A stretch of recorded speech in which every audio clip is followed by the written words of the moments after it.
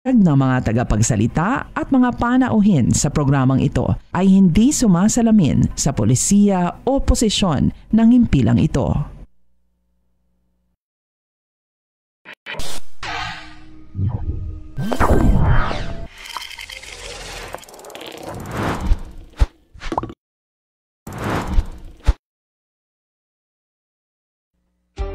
Para sa pinakabago at makabuluhang impormasyon at kaalaman mula sa Ministry of Human Settlements and Development, narito na ang programang MHS Delivers. Hatid ng inyong mga tagapaglingkod na Information Officers na sina Salimbay Abdullah at Juwayriya bin Emran Muhammad. MHS Delivers, naglilingkod upang maibigay ang mga tulong at serbisyong pabahay at hanap buhay para sa bawat pamilyang Bangsamoro. MHS Delivers sa pamumuno ni Minister Hamid Aminuddin Bara at sa liderato ni BARM Chief Minister Ahud Balawag Ibrahim Al-Haj. MHS Delivers. MHS Delivers. Bismillahirrahmanirrahim. Bismillahirrahmanirrahim. Subhanaka la ilma lana illa ma 'allamtana innaka antal alimul hakim. Glory be to you, Allah subhanahu wa ta'ala. We have no knowledge except what you have taught us.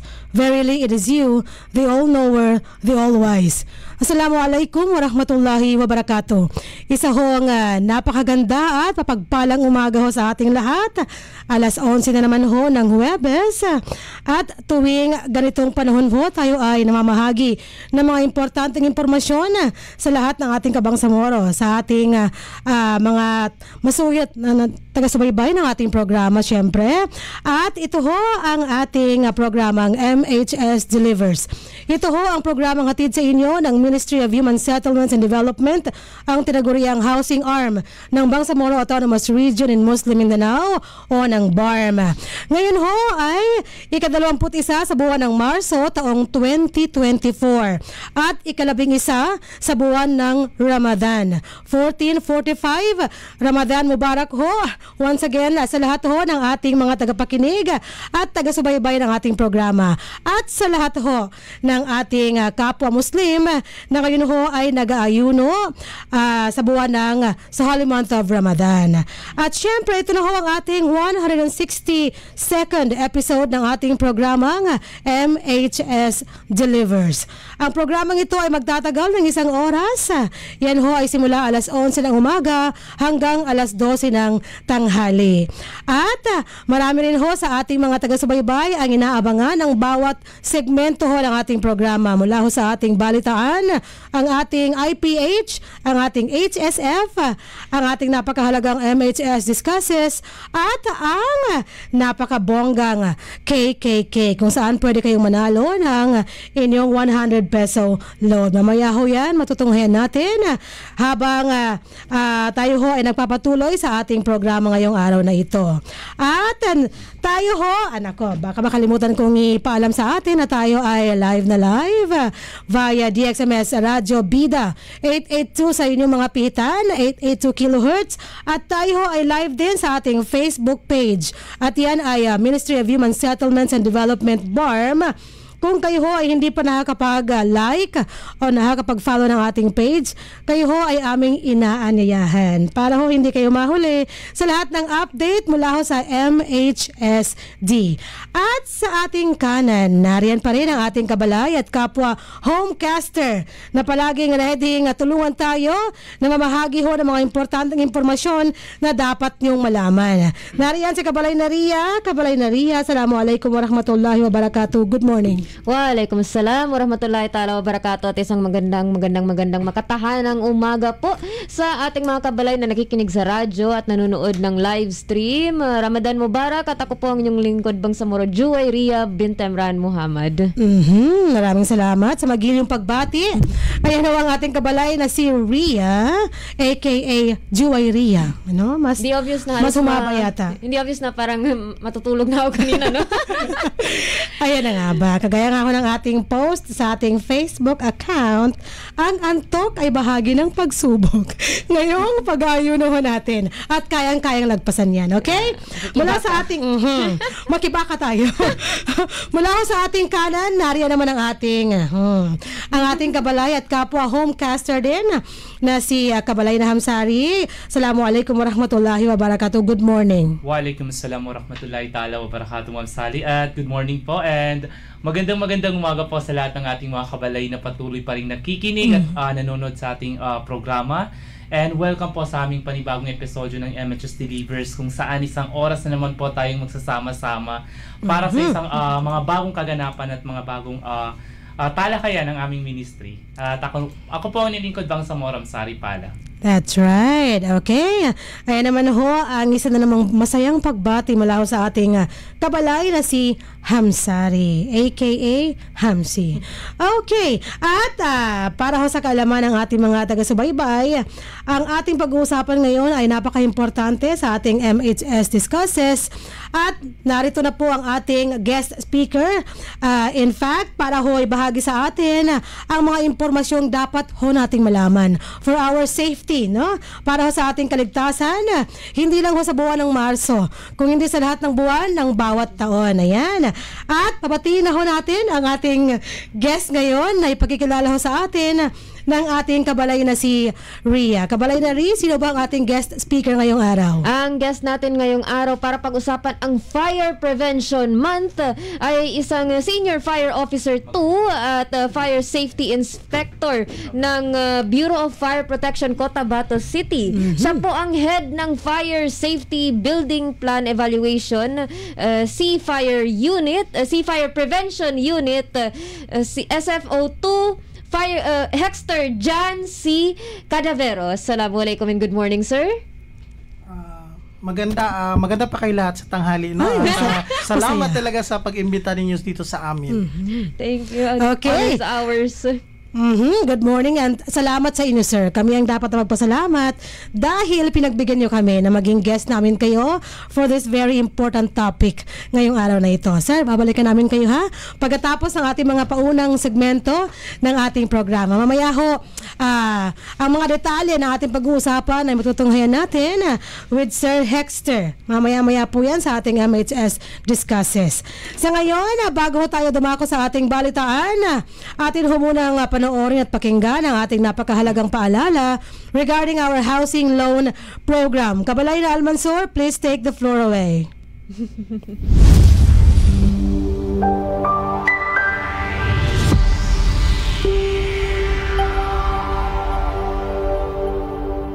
Nais niyo bang magsimula ng bagong buhay sa bagong tahanan? Lumipat sa bagong struktura at bagong komunidad? Empleyado ba kayo ng opisina, kumpanya, o may matatag na hanap buhay? Narito na ang Ministry of Human Settlements and Development sa pangunguna ni Minister Hamid Aminuddin B. Bara at sa suporta ni Chief Minister Ahod Balawag Ibrahim ang proyektong Economic Housing Loan. Katulad ng mga panimulang struktura sa Phase 1 at 3 ng Barangay Kapiton, Dato Odin Sinsuat kasama ang Phase 2 sa Barangay Samba, Dato Odin Sinsuat. Layunin ng ministry pagpatuloy ang proyekto sa mga lalawigan ng Cotabato City. 63 barangay ng North Cotabato, ang una at pangalawang distrito ng Maguindanao, pati na rin sa island provinces ng Basilan, Sulu at Tawi-Tawi. Narito ang 9 na requirements na kinakailangang ipasa para mag-avail ng housing loan. Una, filled out housing loan application form. Pangalawa, Certificate of Employment and Compensation, notarized. Pangatlo, kung may asawa, kailangan magpasa ng marriage contract. Kung hiwalay sa asawa, kailangan magpasa ng separation papers. At kung balo naman, kailangan magpasa ng death certificate of spouse. Pang-apat, payroll o payslip. Panlima, proof of billing. Pang-anim, 2 piraso ng 1x1 ID picture. Pang-pito, photocopies ng 2 valid IDs with 3 specimen signature. Kung may asawa, parehong 2 kopya ng IDs na may 3 signatures bawat kopya. Pang-walo, authorization letter na nagpapahintulot sa Pag-ibig Fund na imbestigahan ang beneficiary. At ang huli, pang-siyam, membership status verification slip. Para sa pagpasa ng mga requirements o para sa mga karagdagang impormasyon, maaari kayo mag-chat sa Ministry of Human Settlements and Development BARM Facebook page o makipag-ugnayan sa opisina ng Ministry of Human Settlements and Development sa MHSD Regional Office, Bangsamoro Government Center, Rosary Heights 7, Cotabato City.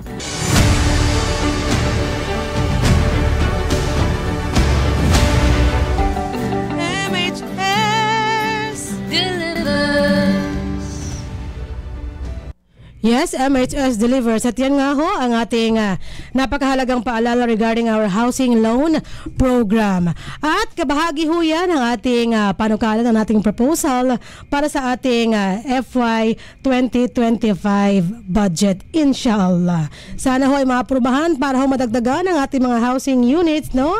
Kabalay na Ria at kabalay na Hamsari, dahil marami ho sa ating mga kababayang Bangsamoro, mga pamilya ho ang nangangailangan nito mga housing units na ito. Ito naman ho yung ating tulong sa mga pamilyang hindi pa ho kaya magpatayo ng kanilang sariling bahay. At maaari nilang bayaran at a monthly basis, no? Kung hindi kayang bayaran at once. Ayan, yan ho ang ating housing loan program in partnership with the Pag-ibig Fund. At ngayon ho, tayo ay dadako na ho sa ating balitaan ngayong March 21, 2024 and the 11th of Ramadan, 1445 sa ating Hijri calendar. Sana ho itunghayan nyo ang lahat ho ng ating balitang naihanda sa lahat ng ating mga tagapakinig at taga-subaybay ng ating programa.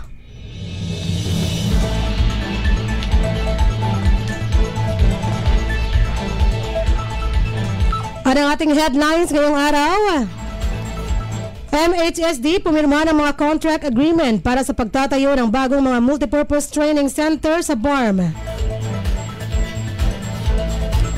MHSD ibinahagi ang malakas na partnership nito sa CRS sa Asia Virtual Regional Meeting 2024. Ikatlo sa ating headlines, MHSD nakipagpulong sa mga pinakamataas na lokal na opisyal ng CRS at tinalakay ang pagpapalakas ng kolaborasyon. At ang ating huling headline ngayong araw, MHSD malugod na tinanggap ang Islamic Relief Worldwide at tinalakay ang pagtatatag ng Steel Core Shelter Project. Sa detalye ng ating unang balita, MHSD pumirma ng mga contract agreement para sa pagtatayo ng bagong mga multipurpose training center sa BARM. Narito si Kabalay na Ria. Opisyal na lumagda ng mga kontrata ang Ministry of Human Settlements and Development, ang housing arm ng BARM, para sa pagpapatayo ng 4 na bagong multipurpose training center sa iba't ibang lokasyon sa BARM. Ang paglagda ay naganap sa conference room ng MHSD Regional Office sa Bangsamoro Government Center, Cotabato City noong 19 ng Marso 2024. Pinondohan sa ilalim ng Transitional Development Impact Fund, ang TDIF 2023, ng proponent members of the Parliament, ang mga MP. Ang mga training center ay tatatag sa Maguindanao del Norte, Maguindanao del Sur, Lanao del Norte at sa Sulu. Sinabi ni Minister Attorney Hamid Aminuddin Dibara matapos gunitain ang mga mahalagang pangyayari sa paglagda noon sa kasunduang pangkapayapaan kasama si MP Ibrahim D. Ali, na natapos na ng ministry ang 14 na training center sa buong BARM at ang mga ito ay na-turn over na rin umano sa beneficiaries. Nandito tayo upang pagsilbihan ang Bangsamoro at sa ating pakikipagtulungan na naaabot natin ang mga tao sa bawat sulok ng rehiyon. At kapag pinag-uusapan natin ang Bangsamoro, ang 3 bagay na dapat nating isaisip ay ang pagiging isang pagkakakilanlan o identity nito, isang teritoryo at isang sistema ng gobyerno na mayroon tayong lahat sa isang rehiyon. Wika ni Minister Bara. Si MP Ali ang proponent para sa pagtatayo ng multipurpose 2-story Human Development Training Center sa Sitio 41, Barangay Sapad, Matanog, Maguindanao del Norte. Ang magiging contractor ay ang Plums Engineering and Construction sa pangunguna ng proprietor nitong si Engineer Nasruddin M. Lampone. Tinukoy niya ang mga proyektong training center bilang bunga ng pakikibaka ng Bangsamoro. Ipinahayag niya ang kanyang pasasalamat sa Allah subhanahu wa ta'ala na naging kabahagi uli siya sa isa na namang pagpirma. Si MP Ali din ang nagsulong sa isang training center na nakumpleto at na-turnover na sa pangunguna mismo ni Chief Minister Ahod B. Ibrahim nitong Enero ngayong taon sa panahon ng isang linggong pagdiriwang ng Bangsamoro Foundation Day. Samantala, pinaalala ni Bangsamoro Director General Esmael W. Ibrahim sa mga kalahok na ang mga serbisyong ibinibigay sa buong implementasyon ng proyekto ay taus-pusong nakatuon sa serbisyo para sa Bangsamoro. Tiniyak naman ni Salem C. Dimuna, Director 2 for Operations and Management Services sa mga contractors na makikipagtulungan ng MHSD upang matiyak ang bilis ng pagsasagawa ng responsibilidad nito hanggat sumusunod ang mga kontratista sa mga kinakailangang proseso at mga dokumento. Ang 3 pang multipurpose training centers ay tatayo sa Barangay Romangaob South UP, Maguindanao del Sur na pinondohan sa ilalim ng opisina ni MP Honorable Froilyn T. Mendoza. Isa sa Barangay East Poblacion, Baloy, Lanao del Norte, pinondohan sa ilalim ng opisina ni MP Honorable Amrosi A. Magatanong. At sa Barangay Siet Higad, Panamao, Sulu, sa ilalim ng opisina ni MP Honorable Matarol M. Estino. Ang training center ni MP Mendoza ay magkakaroon ng isang palapag habang ang mga training center na pinondohan ni na MP Makatanong at Estino ay 2 palapag. Ang B Formula 1 Construction sa pangunguna ni Proprietor Peter Omar S. Tumang Jr. ang magtatayo ng training center sa MDS, habang ang Ali Construction and General Services na pinangungunahan ni Proprietor Kabib M. Ali ang magtatayo sa training center sa LDN. At KI Construction sa pangunguna ni Proprietor Kadafin M. Kaiting ay magtatayo sa training center sa Sulu. Ipinahayag ng mga proprietor na pormirma ng mga kontrata ang kanilang commitment na isa sa katuparan ng mga proyekto nang naayon sa plano at target number of days. Bago ang contract signing, pinulong ng MHSD sa pamamagitan ng Planning and Design Division sa pamumuno ni Chief Engineer Zainuddin A. Buisan ang mga contractor para sa isang pre-construction conference na nakatuon sa mga technical na aspeto ng mga proyekto, program of works, at ang mga checklist at template na kailangan nilang isecure at isumite para sa pagbabayad ng kanilang mga serbisyo.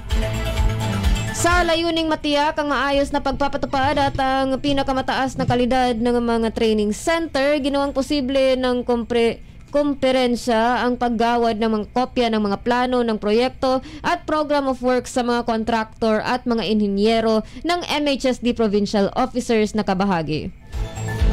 Para sa mapayapang pamamahay at maunlad na pamumuhay, ako po ang iyong lingkod Bangsamoro Juwayria Bint Emran Muhammad, magbabalik. Maraming salamat Kabalay na Ria sa detalye ng ating unang balita. Samantala, MHSD ibinahagi ang malakas na partnership nito sa CRS sa Asia Virtual Regional Meeting 2024. Ibinahagi ng Ministry of Human Settlements and Development, ang housing arm ng BARM, ang malakas at umuunlad na pagkikipagtulungan nito sa Catholic Relief Services o CRS na naganap sa Asia Virtual Regional Meeting 2024 na nakatuon sa Advancing Local Leadership. Kasama ang mga development partners mula sa buong Asia noong Marso 12 taong kasalukuyan.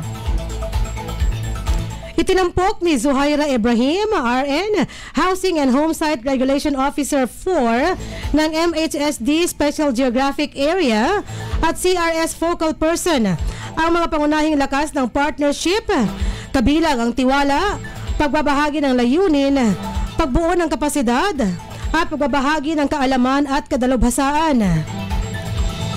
Ipinakita rin ang mga makabuluhang milestone na nagawa mula sa pagtatatag ng partnership sa pagitan ng MHSD at CRS na opisyal na nagsimula sa paglagda ng Memorandum of Understanding noong 2021 at pinalawig pa sa mga sumunod na taon. Napakahalaga ng mga tagumpay na ito sa paglobby para sa sapat na budget na magagamit para sa kaukulang paglulunsad ng mga proyekto.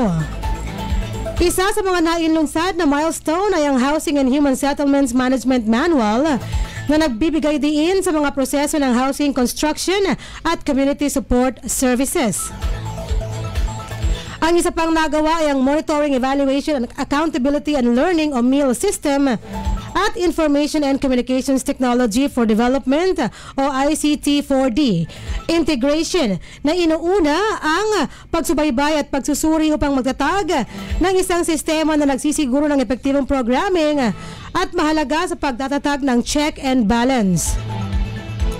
Naging makatotoo rin si HHRO Ibrahim sa mga hamon na kinakaharap ng partnership, tulad ng mga pagkaantala ng detalyadong plano sa pagpapatupad at kawalang katatagan ng politika sa pilot area.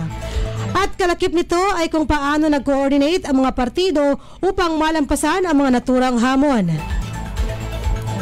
Isinagawa umano ang mga tuntunin ng mga pagkaantala, ang mga pagsisikap sa pagbibigay prioridad, kaya't natiyak ang maayos na pagpapatupad sa pamamagitan ng mga proseso ng interbensyon at koordinasyon bilang isang epektibo at mahusay na pamamaraan sa konteksto ng BARM.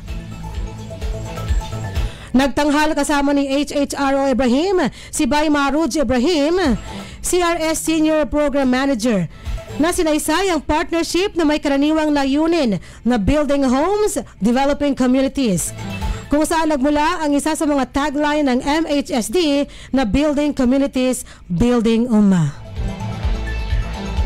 Para sa mapayapang pamamahay at maunlad na pamumuhay ng Bangsamoro, ang inyong lingkod sa Lembay Abdullah, magbabalik. At sa detalye ng ating ikatlong balita, MHSD nagipagpulong sa mga pinakamataas na lokal na opisyal ng CRS at tinalakay ang pagpapalakas ng kolaborasyon. Narito muli sa Kabalay na Ria. Malunggod na tinanggap at nakipagpulong ang isang pangkat sa Ministry of Human Settlements and Development, ang housing arm ng BARM, sa pangunguna ni Director General Ismail W. Ibrahim sa grupo mula sa Catholic Relief Services, ang CRS Philippines, sa pangunguna ni Jonas Tetanco, Country Representative na ginanap sa Conference Room, MHSD Regional Office, Bangsamoro Government Center, Cotabato City, noong 5 ng Marso ngayong taon. Nagbigay daan ang pagpupulong sa koordinasyon para sa muling pagpapatibay ng partnership ng mga partido at tinalakay ang mga paraan upang maisulong ang partnership. Bukod sa pagkumpara ng kanilang hindi natitinag na pangako sa BARM sa pamamagitan ng pagpapalakas ng partnership para sa pabahay at human settlement, maraming mga aktibidad ng pagtutulungan ang pinag-usapan sa kabuuan ng pulong. Isang highlight na aktibidad na isasagawa ng MHSD at CRS ay ang turnover mula sa CRS ng 2 pabahay na matatagpuan sa Barangay Kalanganan 2, Cotabato City sa MHSD. Inirekomenda ng lokal na pamahalaan ng Cotabato City ang 2 benepisyaryo na tatanggap ng mga unit na magsisilbing pilot testing ng Housing and Human Settlement Management Manual na ginawa ng MHSD sa technical na tulong ng CRS. Isa sa mga paksang tinalakay sa pulong ay ang CRS Asia Regional Online Meeting, kung saan inaasahang dadalo ang isang kinatawan mula sa MHSD upang ipakita ang gawain ng CRS sa lokal na pamumuno kasama ang mga kaakibat ng gobyerno. Ang mga kasamahan ng CRS sa lahat ng programa sa Asia ay inaasahang dadalo sa pulong. Ang iba pang mga paksang tinalakay ay ang Memorandum of Understanding sa pagitan ng mga partido na magpapalawig ng partnership sa 2 pang taon, ang Asia Shelter Forum na gaganapin sa Oktubre, at ang iginawad ng MHSD kamakailan na 50 pabahay sa Barangay Simsiman ng Special Geographic Area ng BARM sa Pigkawayan, North Cotabato. Ako po ang inyong lingkod, Bangsamoro Joy Ria Bintemran Muhammad, nag-uulat. Maraming salamat, Kabalay na Ria, sa detalye ng ating ikatlong balita.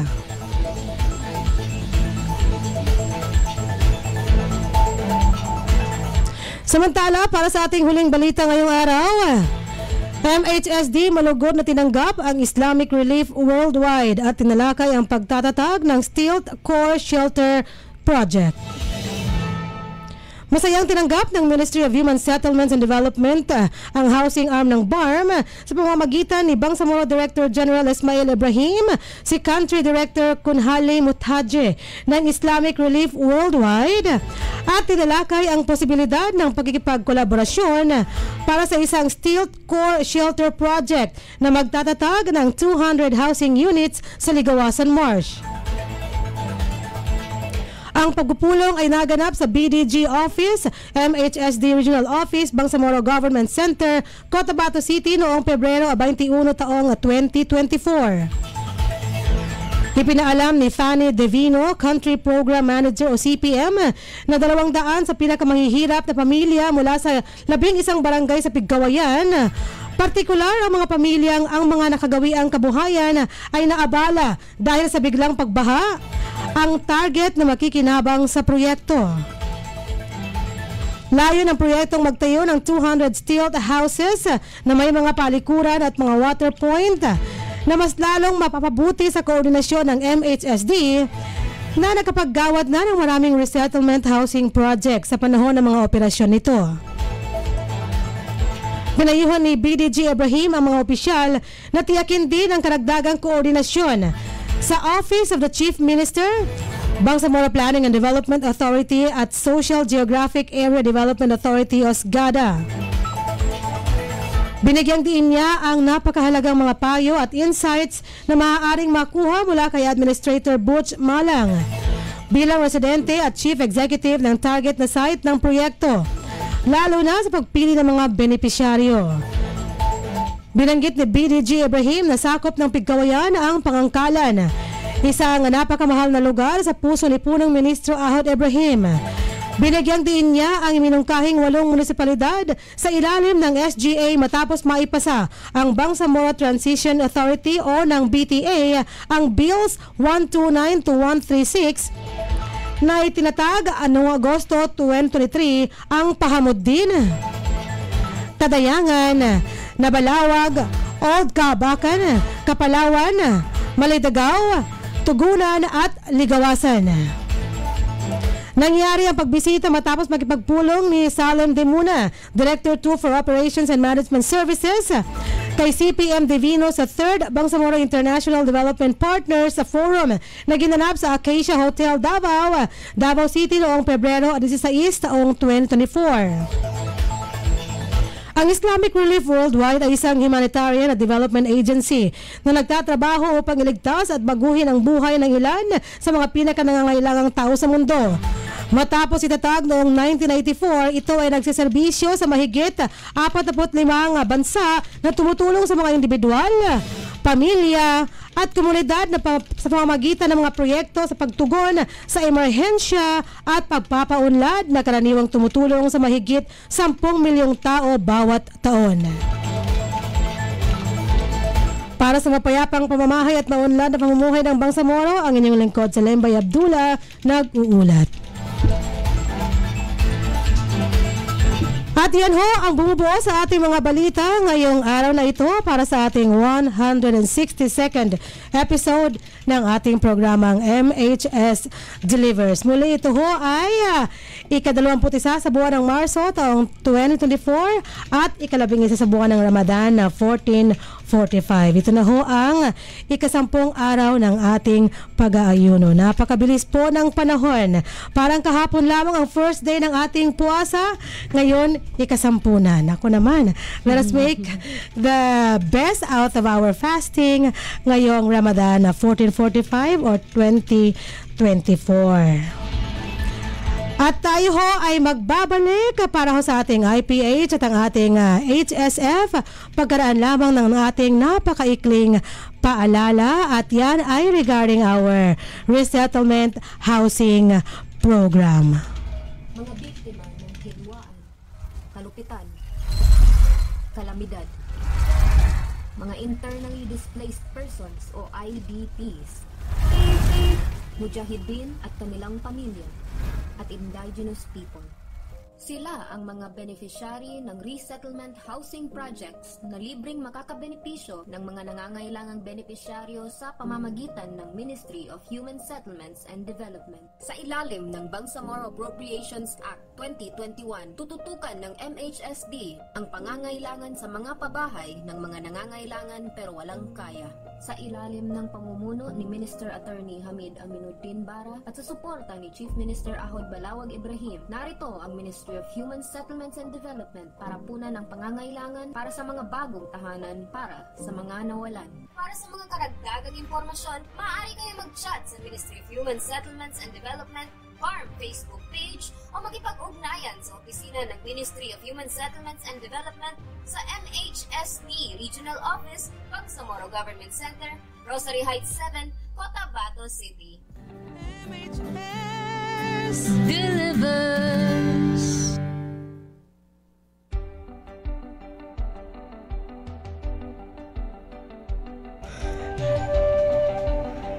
Ayan, habang tayo ho ay nakikinig sa ating napakagandang musika sa ating background, ito po ang ating pangkat pa rin. Narito pa rin ho tayo. Kahit na nahuhuli minsan, hindi ho nahuhuli ha yung nabisto. Ayan, siyempre, dahil naghihintay po ang ating guest speaker ngayong araw na ito, tayo ho ay dadako na sa ating IPH. Kung ano man ho itong IPH na ito, ang ating kabalay na si Ria ang magbabahagi sa atin. Kabalay na Ria? Ang ating IPH ngayong araw na ito ay isang parang para sa ating mga kabalay na Kristiyano. Kung ang Ramadan ngayon na nagaganap ay ang ating buwan, ang ating mga Muslim na buwan ng pag-aayuno, meron naman silang paparating na Semana Santa, ang Holy Week. At nagkasabay, kabalay na Ria. Nagkasabay. This is a very holy month ng March. So ito ang sa simbahang Kristiyano ay ang linggo sa pagitan ng Palm Sunday at Easter na ginanap na may espesyal na solemnidad bilang oras ng debosyon sa pasyon ni Jesucristo. Sa original, Good Friday at Holy Saturday lamang ang ginaganap bilang mga banal na araw. Holiday yan, no? Yes. So, Good Friday sa Holy Saturday. Nang maglaon, idinagdag ang Miyerkules bilang paggunita sa araw kung saan nagbalak si Judas na ipagkanulo si Jesus. Sa simula ng 3 siglo, ang iba pang mga araw ng linggo ay dinagdag bilang mga banal na araw. So, ang ating holidays na next week, kung saan wala po tayong airtime ngayong MHS Delivers kasi mag-off-air po ang ating DXMS Radio Bida for its observance ay ang Monday, Thursday, tinatawag ding Holy Thursday, paggunita sa institusyon ng Eucharistia. At Good Friday, paggunita sa pasyon at kamatayan ni Kristo. So, 2 araw na yon, long weekend po tayo, alhamdulillah. So, medyo makatulong din yun sa mga nagpa-fasting, I'll be honest. Akala ko makatulog din yun. Also that.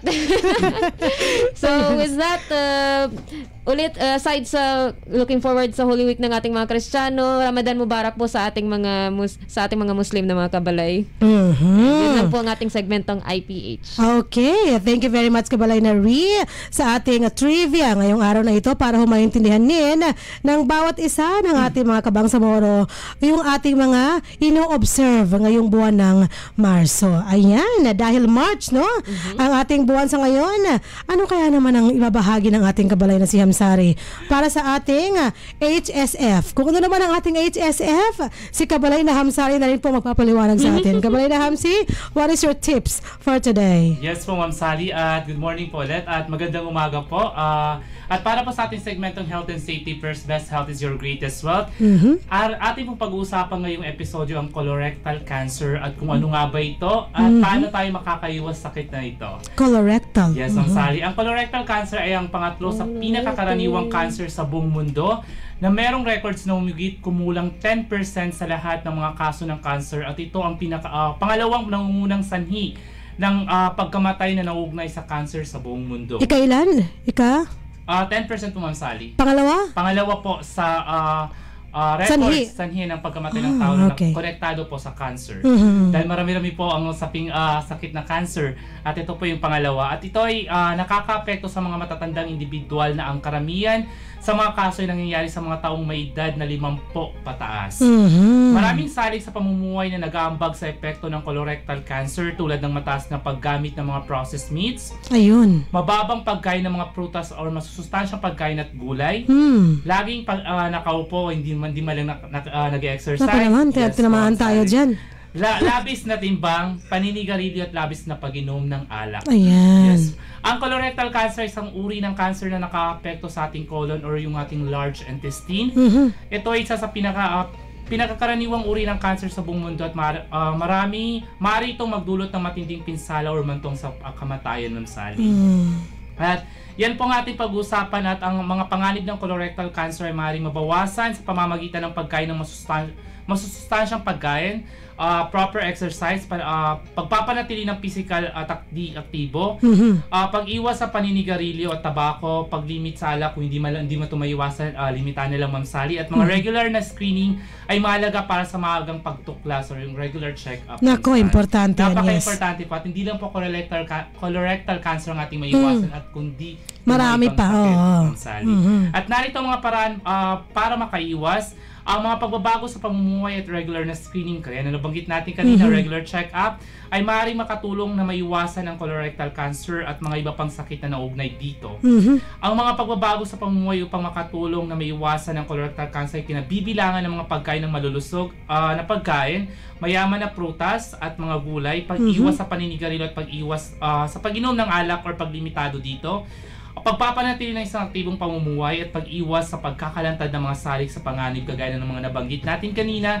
Ang mga tao, kung sino man po may pag-iinala na maaari sila ay magkaroon ng colorectal cancer ay dapat makipag-usap kagad sa kanilang mga healthcare provider. Meron pong mga screening para po dyan. Ang regular na screening para sa colorectal cancer or secondary prevention ay ang pinakamahusay na paraan upang maagang malaman ang mga sakit. Ipinapakita rin sa pag-aaral ng screening ay sadyang or pinaka-major na nakakatulong sa atin. At yan po ang ating maikling segmento, Health and Safety First. Best health is your greatest wealth. Ako po ang nilingkod, Bangsamoro Saripala. Nako, napakahalaga ng ating HSF episode, no? Ngayong araw na ito about colorectal cancer. Yan pala yung... Ano itong colorectal? Colorectal, yung cancer sa ating large intestine. Large intestine. Yun, yes. Saan ka kabalay na? Looking forward si kabalay na sa long weekend. Inshallah. Okay. So yun ho, actually, ang pinakamahalaga talaga dyan is that lagi nating i-monitor ang status ng ating kalusugan. Yan ang pinakamahalaga dyan para kung meron man tayong mga sakit o magkakaroon ng sakit ng ganyan, nako, tayo ho ay makagawa na ng dapat ating gawin habang maaga pa. Kung hindi na ho kayang gamutin ang ating mga sakit. Katulad nga ho ng mga nangyari sa aking mga kaibigan na hindi na ho nagawang isalba ang kanilang buhay dahil nasa critical stage na bago nalaman. Hindi naagapan. Kaya importante ho talaga yung ating regular na check-up. Yes, executive check-up para malaman natin yung lahat ng ating bahagi ng katawan kung saan ba dyan ang mayroong problema at nang mapagamot na natin.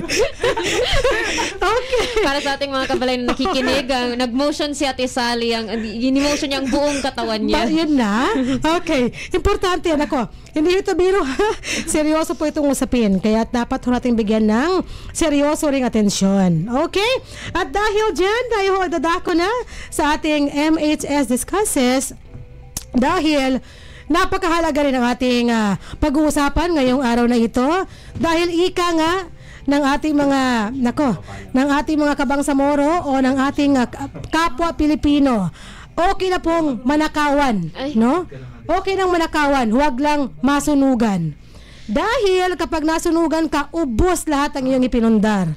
Pwede wala na lang mangyari doon sa dalawa. Medyo, kung i-compare mo, okay. Kung manakawan ka, siguro selected pa. Baka mabalik pa sa'yo. Baka balik pa, baka magsising, nagnakaw sa atin. Ibalik yung ating mga laptop talaga, no? Okay. Pero kung nasunugan ka, nako, baka wala na hong matira sa ating mga kagamitan. Ayan. So, ready na ho yung ating guest speaker ngayong episode natin, ang ating 162nd episode ng ating programang MHS Discusses para pag-usapan natin itong ating topic na Fire Prevention Month. Ayan, ay for this 2024. Dahil ito ho ay taon-taon natin hong ino-obserba or tawag dito binibigyan tuon itong ating Fire Prevention Month every year. Okay, so nagbabalik ho yung ating guest speaker ngayon, si Sir Hexter Jan Cadavero. Sir, how are we going to call you? Sir Hexter? Pwede na rin, ma'am. Okay, sige. Pinayagan ni Sir. Sir Hexter na po ang ating tatawag sa ating guest speaker. So, Sir Hexter, ito po ang Fire Prevention Month. Paano ho nagkaroon ng ganito sa bawat buwan ng Marso? Tuwing taon, pwede ho ba tayo magbigay ng mga konting backgrounder kung bakit meron tayong Fire Prevention Month? yung panahon ng ma'am ni President Ferdinand Marcos, napagtuunan at napansin po nila na ang buwan ng Marso ay sadyang napakainit sa atin sa Pilipinas. So kaya nakapag-execute po si Ferdinand Marcos po, mag-jailan tuloy. So si President Ferdinand Marcos Sr. ay nagbigay siya ng proclamation number 115-A na kung saan po doon po na inilathala doon po in-state na ang buwan ng Marso po ay araw or buwan ng fire prevention. Yun po. Okay, so doon nag-umpisa. Opo, ma'am. Sir, no? It was signed 1966. Wow. 1966. 1966 pa noon. Okay. Talaga matagal na. So pag ilang, na po ngayon, sir? Fire Prevention Month, ngayong taon. Mahina po ako sa math, sir, ha? Huwag niyo po ibalik sa So, akin. 2024 minus 1966. 2024 minus 1966 will do. Pakikwenta nga, Hamsa. 58. So this is the 58, nako. Fire Prevention Month na atin hong binibigyang pansin every year. At, sir, meron ba tayong statistics na karamihan sa mga sunog po nangyayari ay sa buwan ng Marso? Sa po ma'am, sa atin sa buong BARM po, region ng BARM, Yes. is ang ating statistics po niyan ma'am is kabuuan ng isang taon. So minsan po may mga taon na hindi po sa March kasi nagkataon po ngayon na El Nino phenomenon. Yeah, that's right. So talagang na-experience po natin ngayon ang El Nino phenomenon, kagaya ng kung mapapansin nyo, every now and then, marami pong rubbish fire. Tinatawag natin na rubbish fire po is garbage fire po yun. That's right, yes. Oo. So, sa mga nakikinig po, bawal po sa atin ang open burning, no? So, bawal pong magsunog ng basura. Doon sa talagang open area. Yes, correct. Kasi una-una po ay maaari nating ma-violate po yung RA 8749 o tinatawag natin na Clean Air Act. Okay. At saka yung isa rin po yung Eco Waste Management na Republic Act 9003. No? Kaya po tayo po ay dito sa Cotabato City ay marami po tayong mga material recovery facility na kung saan bawat barangay po ay meron pong ganon at saka doon po natin itatapon yung ating mga basura, no? Kasi ang mga basura po natin, as time goes by, it produces methane gas. Yeah. Opo. Pag nag-produce yan ng methane gas, unconsciously or unknowingly, it will ignite because of the heat of the sun. That's so right, sir. And then isa pa po is yung isa pa pong natin dito is yung mga broken glasses, no? Kasi as we remember during our elementary years, we are instructed by our science teachers, na okay, labas kayo sa field but don't forget to bring with you your magnifying glass and a crumpled sheet of paper. So yun, so ganun po yung yung nangyayari sa ating basurahan. Kaya minsan magtataka kayo, may nagsunog ba o sinong nagsunog? So it is because of heat and because of improper disposal ng ating mga basurahan po. So sa ngayon ma'am, ang Cotabato City po ay meron po tayong 20 fire incidents reported, no? Ang karamihan natin ng mga responde po ay basura at grass fire. Yun ang pinagmulan ng Yes, ng yun sunog. ganun po. Kaya sa ngayon po sa lahat ng tagapakinig, ugaliin po natin mag-segregate po tayo ng waste material natin kasi kailangan matapon natin ng tama yung ating mga basurahan. Ayan. Actually, sir, yung nabanggit po kanina na yung ating basura ay maaaring makapag-produce ng methane, no? Itong methane na ito ay one of the potent gases na contributor po, no? ng nagpapainit, no? Yung global warming na tinatawag natin. Nako, sa greenhouse effect, isa po yan aside from carbon dioxide. Okay. Kaya dapat po pamahalaan natin mabuti ang ating mga basura. Huwag ipagwalang bahala po yan, kagaya ng sabi ng ating guest speaker. So sir, ngayong buwan po ng Marso, ano ho ba yung mga aktibidades na sinasagawa ng inyong opisina patungkol ho sa ating Fire Prevention Month? Sa ngayon po, ang ating ang mga kabumberuhan po na representative po ng BFP BARM, no? Kasama ng ating butihing regional director na si Senior Superintendent Kadil Akalul, ay nandoon sila ngayon sa Baguio, no? Baguio City. Okay. Nagkaroon po sila ng National Fire Olympics. So nakipag-ano po sila doon, nakipagpaligsahan po sila ng lakas, skills, no? Nandun po sila lahat. Sana mauwi nilang beacon sa atin dito, no? Yes, So, good luck sana. sa kanila. Break a leg sa kanila, no? So, Karangalan na sa atin, no? Okay. opo. So, nationwide po yun, ma'am, ng mga firefighters. po Hanggang dito. kailan, sir? Hanggang kailan? Opo. I think 1 week. What? 1 day na lang. 19 to 21 po. Pero kung may Okay. mga naka-fasting doon, no? Na mga bumbero. Oo nga. So, are they fasting? Kung may mga ano ba kayo? Anyway, tapos Mahirap po, po. ang ano po natin, ay isa sa mga programa natin po ay una-una nagkakaroon po tayo ng cascading, no, sa ating bigay po ng impormasyon, no. Yeah. Yung ating yung ating tawag ito, yung ating fire trucks po, no, ay meron pong rekoreda na tinatawag. What's Recoreda, sir? Rekoreda, sir, ma'am, is we are giving an announcement, no, kung paano po maiwasan ng apoy habang Ay, may speaker nagkakaroon tayo siya. ng mobile patrol. Okay. Disability patrol. Yan yung may malaking speaker na Yes, ba yun, sir? yes, Okay, ma'am. okay. Opo. Tapos isa pa po ay dito po natin na kumbaga malaman, no, at ma-realize kung ano po ba talaga yung trabaho ng ating mga kabumbiruhan, no, Yeah. sa community. Why Bureau of Fire Protection exists in one's community? Ano pong Yeah. significant nito? Actually po, ang alam lang po nila, no, even mga kakilala ko po, parating nagsasabi sila sa amin na, uy, mabuti pa magbumbero ka na lang kasi you don't have job anyway, wala kayong trabaho. Oo, pag may sunog lang. Pag may sunog, yes, very good. So kami po, akala nila is nakagalit kami or nai-insulto Yeah. because of pero sa amin, it is a positive, no, Na walang positive sunog. feedback, yes, because we have 4 aspects of Bureau of Fire Protection. Ano yung major role namin sa community? Okay. Let us know, sir. Okay, so first one, we have fire suppression. Kapag may sunog, yun na po, doon kami nakikilala.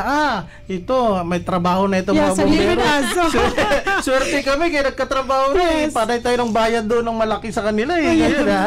Diba? Then, pangalawa, kapag may sunog po, automatic, wala pong ibang mag-imbestiga ng ating fire incident. Kung hindi, Kung hindi, si Bureau of Fire lang po. Okay. Lahat ng fire-related incidences, si BFP lang po ang may authority na mag-imbestiga ng cause and origin of fire. Yun. Okay, okay. Then, kapag may sunog, syempre may imbestiga. And kapag may sunog naman, of course, hindi natin maiwasan na merong mga victim. Yes, merong sir. masusugatan. Merong mga injury. So, ito yung pangatlo namin. Tinatawag natin na first aid Okay. and rescue operation. So, yan tatlo. So, kung titingnan natin sa relative frequency distribution, itong tatlo na ito, out of 100%, it contributes only 30% of our job. 30% pa lang yan. Yes, kaya pag yun lang kilala ninyo sa amin, no, sa mga tagapakinig, bagsak po kayo sa exam. Wala na. Di ba lang Opo. nagkakalahari? 30 ang grade. Yes. So ngayon, Ma'am Sally, balikan nito po. Ano po ba yung 70% of Oo our nga. job? Yung Tarong natin yan. Yes. The 70% of our job is what we call fire prevention and control. Ayun. Yan, opo. Kasi sa fire prevention and control po, marami po tayong ginagawa. Hindi po ba alam ng lahat ng mga nakikinig, no? Bago po tayo magpatayo ng building kukuha po tayo ng building permit. That's right. At ang prerequisite po niyan is si Bureau of Fire. Sa amin po ang initial inspection. Kung hindi magbibigay si Bureau of Fire ng Fire Safety Evaluation Clearance, there is no such building permit Yeah. given by the local government unit. Okay, there you go. Pangalawa, occupancy naman. So, bago si si local government unit magbigay ng occupancy certificate, si Bureau of Fire po ay magbibigay po ng Fire Safety Inspection Certificate Occupancy Permit. Sir, ang occupancy ay para sa mga, ano ba yan? Residente? Residential buildings, Pwedeng ano yan? residente. Anything po na natatayuan ng building na pwede na siyang i-occupy. So let's say mga mall, mga... Anything. Housing units, sir? Yes, of course. Kasama? Yes, dumadaan yan sa Okay. atin, no? There you go. Kasi Occupancy permit, occupancy permit is in layman's term or ang ano niya yan, another term yan is permit to occupy the said building. Okay. So without that permission to occupy, so you don't have the right to occupy that building. There you go. Yeah. Kasi Okay, po, sir. ang mangyayari po dyan is hindi ko kayo magkakaroon ng, hindi nyo ma-occupy yan, gawa ng walang kuryente. No? So the Bureau of Fire Protection also will be the one to give electrical installation clearance. There you go. Yeah. Electrical installation clearance. So ibig sabihin po, ang lahat na nandito ngayon nakikita natin ay si Bureau of Fire po ang may pakana. So lahat po, no? According sa Republic Act 9514, no, local government units, Department of Health, PhilHealth, any accreditation that they gave is magiging null and void yan Kung wala without the permits, certificates, and licenses given by the Bureau of Fire Protection. There you go. Actually, we have realized something, no? Shout out sa ating Kasi actually, we also have regulatory project. functions sa MHSD. At ngayon lang ho namin nalaman na. Bakit tayo? Baka tayo lang. Baka tayo lang ng ilod natin. Ilod pa naman tayo. Nako, bago pala i-occupy ng ating mga beneficiaries. Shout out sa Community Support Services natin, sa Environment, Land Use and Urban Development Division natin, sa kailangan yung occupancy permit, yes. Ma'am, isa sa mga natin example, no, we are going to apply an insurance. Okay, insurance So ngayon the insurance company will not tell you, no, what are the requirements prior for the claim of the kumbaga pays amount claims mo sa insurance mo, policy, di ba? Yes. So why? Ay, nag-apply ka sa kanilang insurance, then okay, sige, apply ka. Anyway, na ano natin na tawag yan na it was approved already, na nakapasa siya sa amin. So ngayon, what they are after now is your yearly premium contribution, right? So, mahala kayo, bigay kayo ng bigay sa amin. Pag may nangyaring incident, and then your house, your establishment, your home is insured, no? So, ang unang requirement dyan is number 1 sa checklist is Fire Safety Inspection Certificate. That's why there is no exemption pagdating sa Fire Safety Inspection Certificate. Even public building, government establishment, private establishment, dapat dadaan po sa Bureau of Fire Protection. Why? Because the concern of the Bureau of Fire Protection is the safety of occupant. Yes, first and foremost. Yes. Ang kaligtasan ho ng ating mga bawat occupant ho, ng bawat pamilya. Di ba, sir? Alam niyo, sir, ngayon lang po namin nalaman na 70% na lang yung trabaho ay nakatuon sa actually, these are regulatory functions of the BFP, Bureau of Fire The Bureau of Fire Protection, ma'am, has the authority, no, to close establishment right away. Ayun. Pag they are public nuisance or imminent danger. Ayun. Okay, sir. Sir, paano kung if in case may isang building, no, na nag-ooperate na, no? And then one of the days nalaman natin na wala pala silang ganito mga certificates. Paano po mangyayari doon, sir? You can apply it, ma'am, sa una-una. Ang maggawain natin is, of course, the building itself is gawain lang po natin na magiging legal siya. So ang unang gagawin natin, ma'am, is we're going to apply building permit. As-built plan na siya. As-built plan. Yes. So ibig sabihin, pag as-built plan na siya, nandun na, nakatayo na. Nakatayo na siya. Okay. Then pag tayo ng as-built plan, then i-evaluate natin ulit, evaluate namin. Siyempre titingnan namin yung inyong plano ngayon. So ngayon, ang plano ninyo na ibibigay sa amin, we're going to evaluate according or based doon sa Republic Act 9514, which is our Fire Code of the Philippines, no? RIRR. No po. So nandoon po lahat, no, ang mga fire safety construction building plans, nandoon po lahat, no. The evaluators, the inspectors, tingnan nila. Actually, ma'am, ang ano natin doon, ang pinaka main purpose natin doon is the means of egress of one's building. Pag-exit, paglabas. So yung labasan po, no, yung mga exits natin. Why? Because kagaya ng sinabi ko kanina, the main concern, no, of the Bureau of Fire Protection is the safety of the occupants. That's right, sir.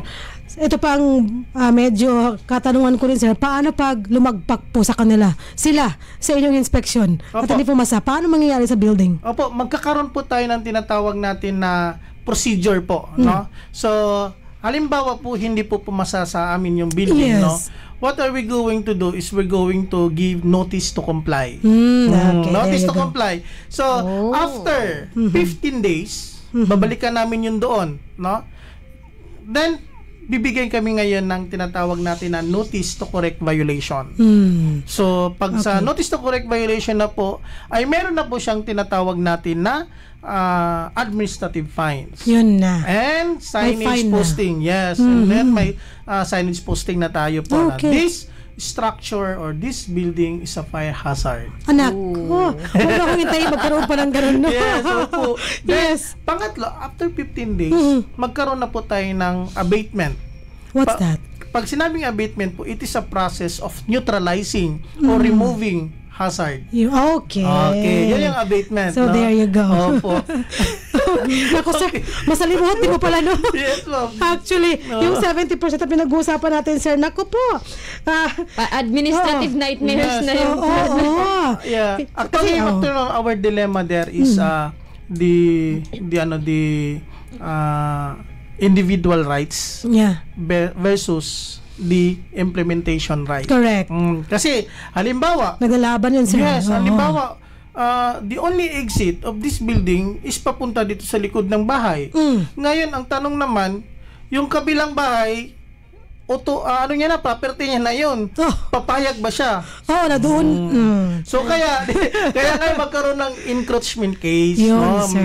Hindi niyo na property namin yan. Oo, bakit hanggang dito naabot na lang yun.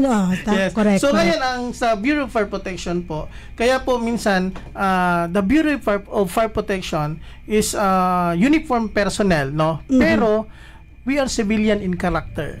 Why? Because we are governed by the Civil Service Commission. Okay. So kaya kami po very approachable at saka gusto namin, no, sa mga community is dapat kung bawal yung tampuhan. Mas gusto namin marites. Pero yung marites na kung saan is nabibigyan ng information yung kapitbahay paano maiwasan ang mapaminsalang Tama, apoy. sir. Yan. Yun yung magandang marites. Ang minamarites ay mga magandang impormasyon. Yes, kasi ma'am, halimbawa ma'am kung sa Bisaya pa, no, nagkaroon ng sunog sa kapitbahay. And then syempre may tampuhan kayo, no, ano sabihin niya, Merisi, nasunog ang bahay niya. Oh my di ba? God. Pero hindi niya alam, after 10 seconds, bahay niya na ang kasunog. Ayun. Yan. So, bawal Naku po naman. ang tampuhan sa Bureau of Fire Protection. Correct. Opo. Nako, napakagaling ng ating usapan, sir, no? Bago tayo magtapos sa ating ang ating talakayan ngayong araw na ito, sir. Ito mahalagang malaman din ng ating mga taga-subaybay. Ano ba, sir, yung kadalasan based on your evaluation na nagiging sanhi ng sunog? Opo. Kadalasan po ngayon, no, una, Ramadan ngayon po, Yeah. no. Most of our Muslim brothers and sisters po ngayon is nagpapahinga sa bahay. That's right. Okay. Minsan natutulog na doon. So ibig sabihin yung electric fan, yung air condition is naka-on. Palagi naka-on, sir. Okay, right? Oo. So ngayon ang mangyari yan, pagdating ng gabi, no, excited siguro, hindi na nila ma-off. So, pwedeng electrical disturbances. Yun. Magkaroon ng isa yon sa cause, no, electrical. Pangalawa naman, syempre pag iftar, tapos yung saul po, yung madaling araw po, tama po. Dawn meal, yes. So nagluluto po tayo doon. That's Minsan, right. I'm so very glad naman po kasi itong mga Muslim brothers and sisters naman po, kapag dating ng iftar at saka saul, talagang alive na alive sila. Opo.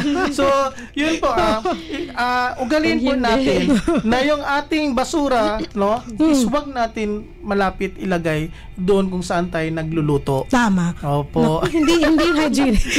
Tama nga Opo. naman po. Okay. Then, pangalawa po, no?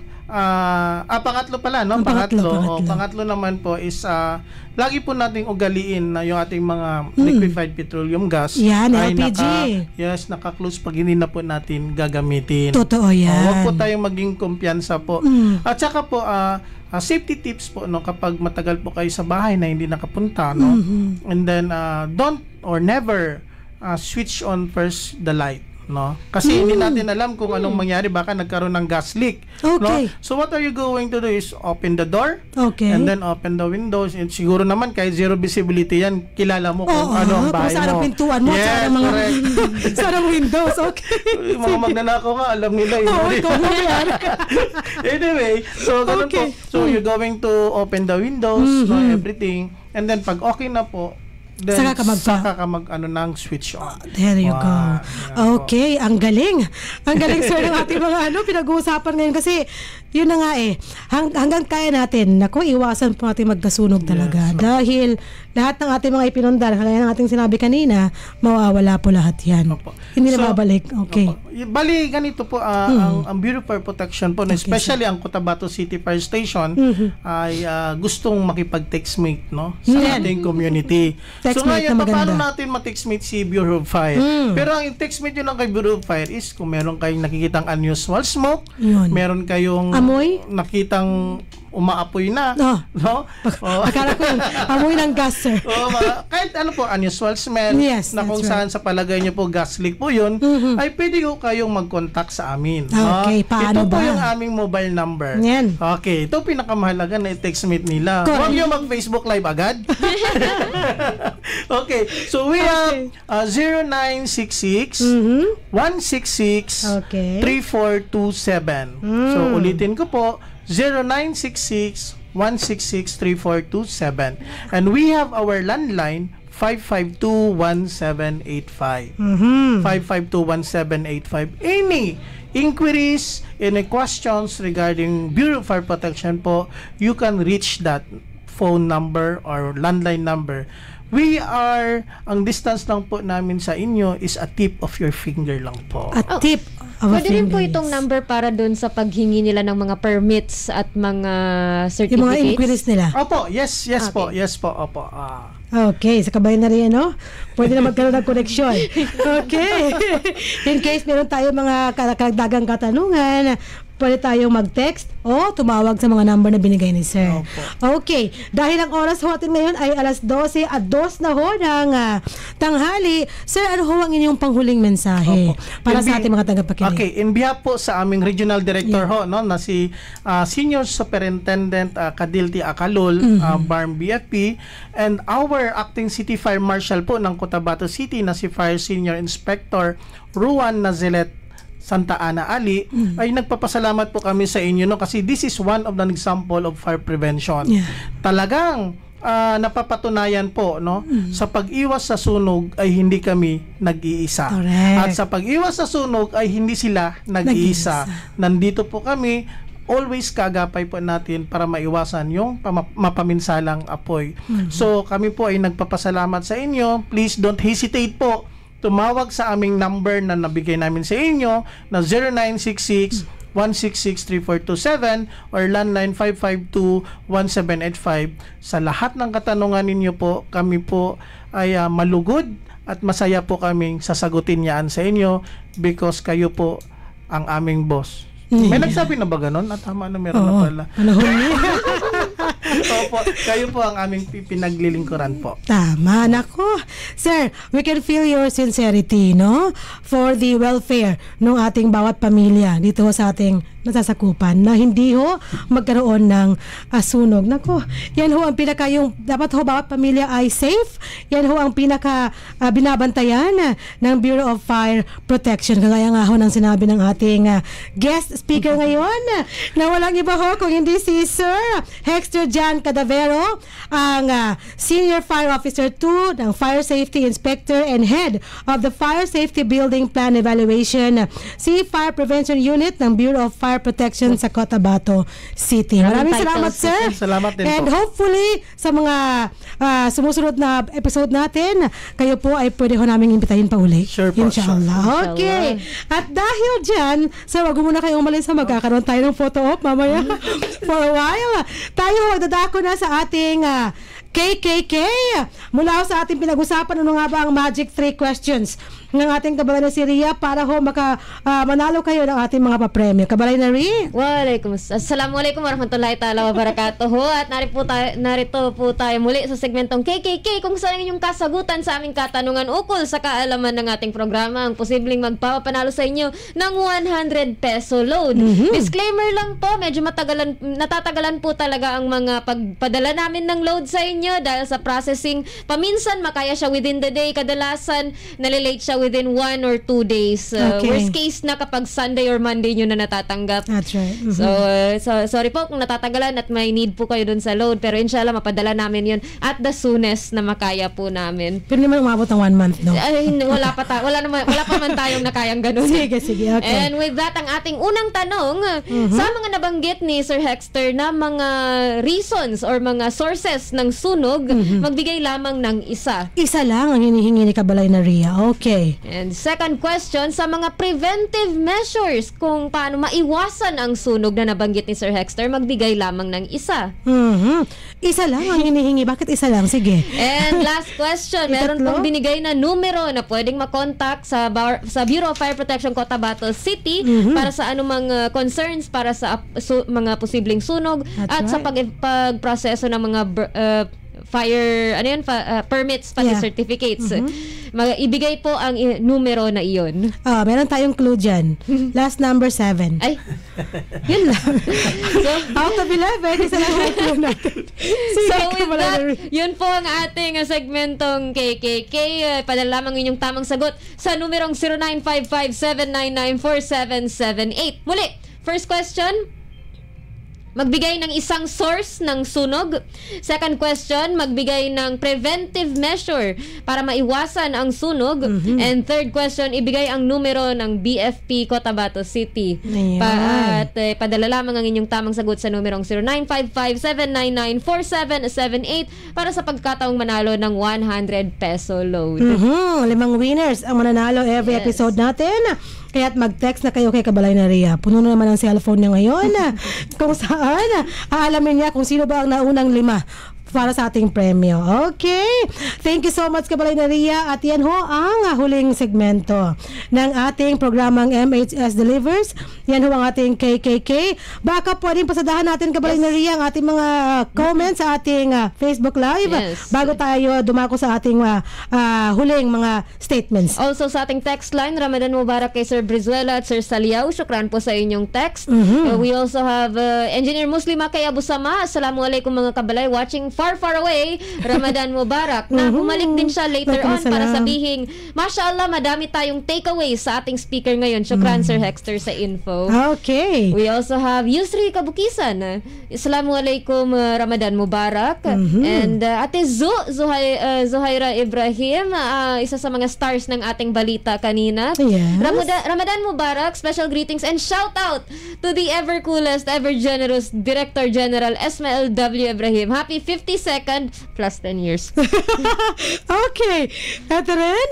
Sir Ajib Diodin, assalamualaikum. Mamaya babalik siya para mag-reply kay DJ sa kanyang chat. Yes. Sir Ajib, maraming salamat. Alam mo na kung ano yan. Okay. We have Abdurrahman Mamukan. Ramadan Mubarak. Muslima kay Abu Sama ulit. Shout out sa ating best ever coolest ever generous Director General Esmael W. Ibrahim. Yes. Nusaira, assalamualaikum warahmatullahi ta'ala wabarakatuh. Ramadan Mubarak mga kabalay watching from Basilan. And Boy Gonzales, hello Sir Boy. Hello sabi kabalay daw. Sabi ng CSC. Eid ang Milad. director ng CSC, Sir Boy. Sabi niya, Eid Milad, Boss DG. Yes. And Mrs. Pandit siya, our records chief, records section head. Salam, shout out po to our ever coolest, ever generous Director General. Happy +1, Sir Esmael W. Ibrahim. Memorize na nila lahat yung titles ninyo sa kanya, Tesal. Okay. And we have Rafzan Mukamat. Sana may kanduli. Sabi ni Sir DJ, sagot ko, lunch ng lahat ngayon. Puwasa naman eh. Okay. Si Lovely. Our beloved, lovely day, Sir DG. And from Sir Gadi, I think si Ate Saling magbasa nito. Assalamualaikum, watching from a distance. Ramadan Mubarak. And we also my beloved Tita Noriagang Pong Muhammad. Assalamualaikum, Ramadan Mubarak. Masya Allah daw. And si Sir Ajib, tinanong niya si Sir DG kung pwede raw take out. Para mamaya, okay? And our honorary MHS Liana by M. Sacal Morales. Free lunch ni DJ. Pwede bang next month i-claim? Wise ka. Salam aking MHSD familia. Yes, salam sa inyong lahat. Ayan. So yan po yung ating mga nagpadala ng kanilang mga comments sa ating Facebook Live. Maraming salamat sa inyong lahat. At sana ho ay patuloy kayo magpadala ng mga komento magaganda sa ating programa. Pwede rin ho mga suggestion, mga suggestion para ho mas lalong mapaganda natin ang ating programa. At dahil dyan, tayo ho ay magpapaalam na sa ating episode ngayong araw na ito.